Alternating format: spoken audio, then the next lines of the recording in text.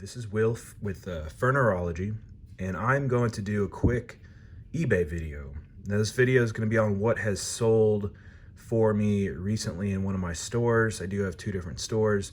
This particular one is under the W Superman 1 username. I have another one called Furnerology, which I will show in the next video. But I'm just going to go over a few of the items, purchase priced.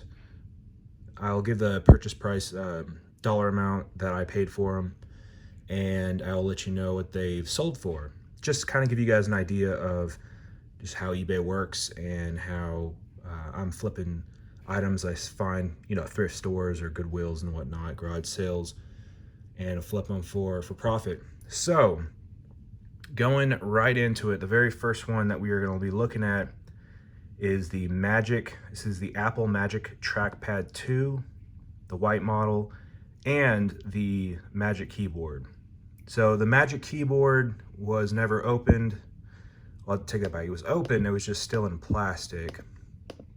So this guy right here, which was actually still in the plastic, just never used. And then the Magic Keyboard was used a few times, or Magic Trackpad was used a few times.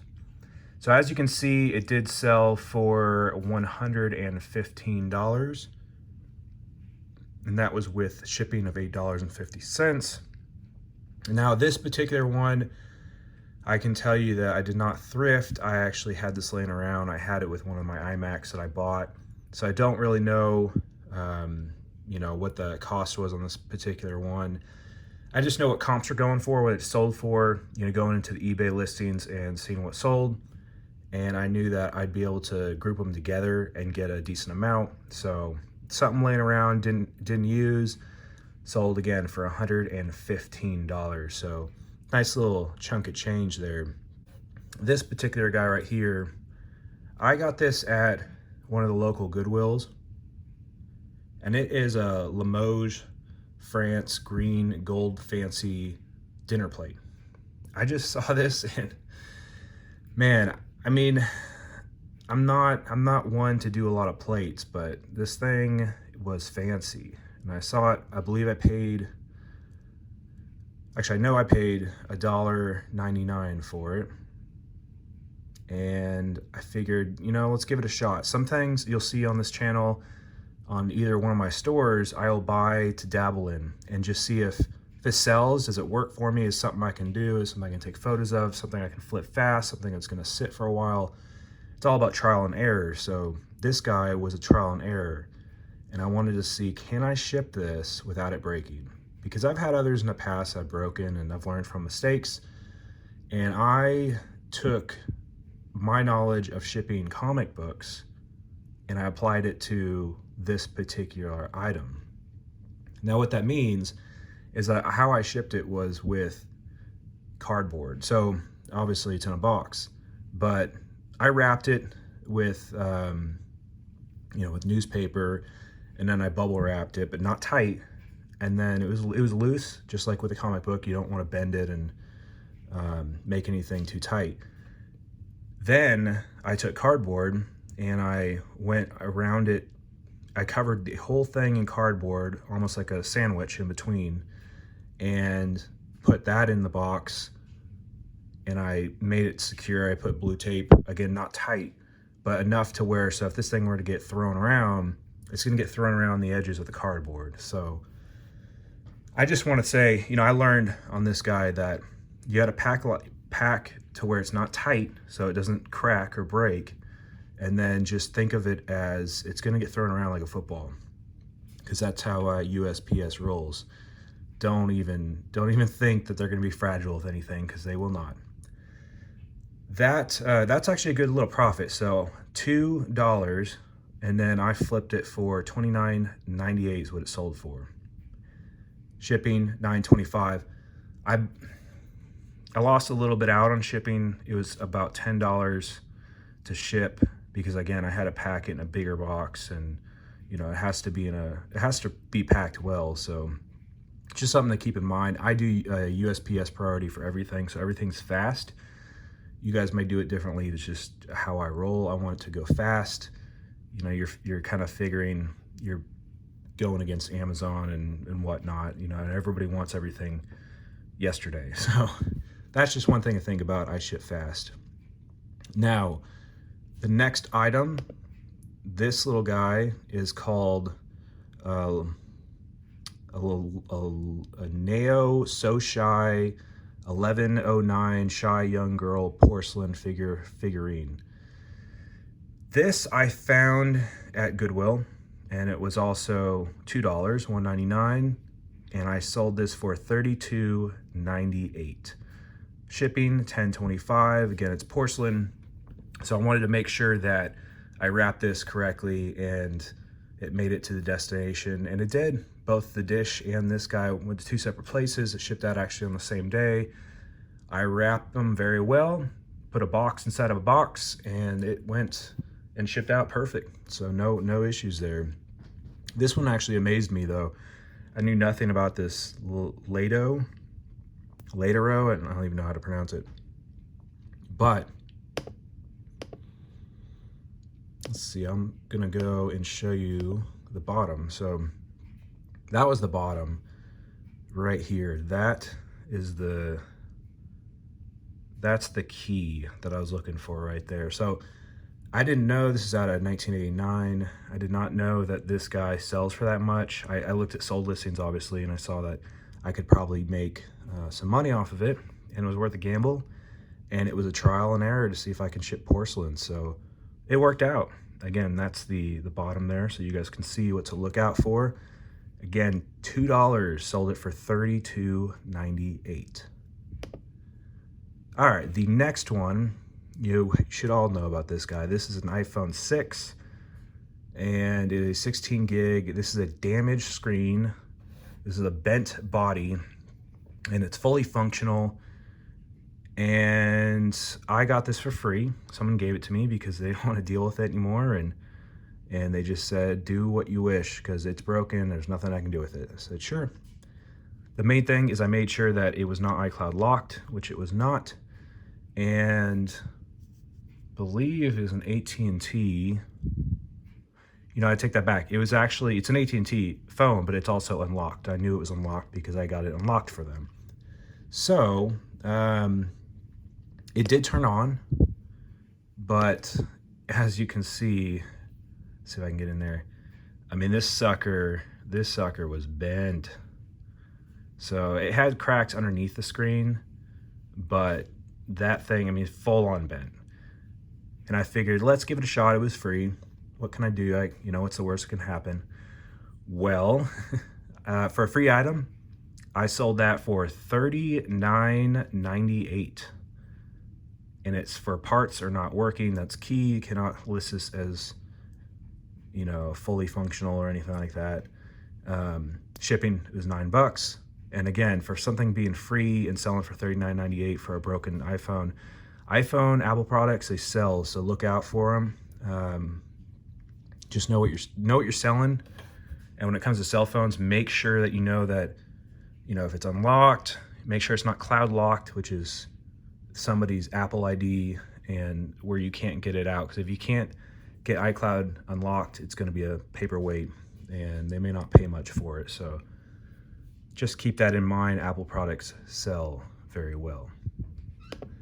All right, the next one, we are looking at railroad dinnerware. So Western Pacific Feather River Route, sail a railroad saucer, Inkaware, and this plate right here, this little tiny 4-inch plate, sold for $50. So $49.98.